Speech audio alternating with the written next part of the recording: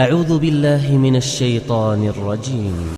واعبدوا الله ولا تشركوا به شيئا وبالوالدين إحسانا وبذي القربى واليتامى والمساكين والجار ذي القربى والجار الجنب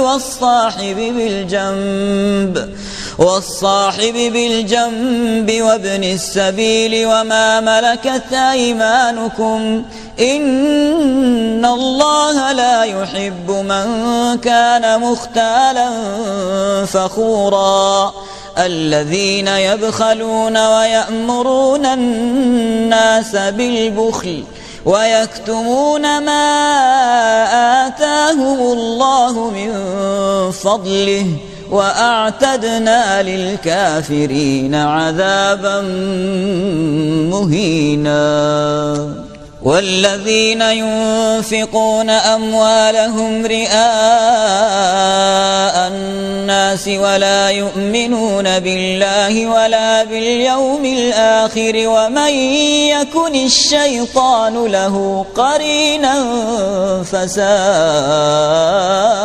قرينا.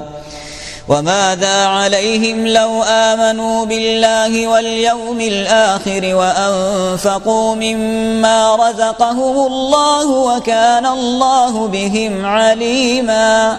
إن الله لا يظلم مثقال ذرة وإن تك حسنة يضاعفها ويؤت من لدنه أجرا عظيما. فكيف إذا جئنا من كل أمة بشهيد وجئنا بك على هؤلاء شهيدا. يومئذ يود الذين كفروا وعصوا الرسول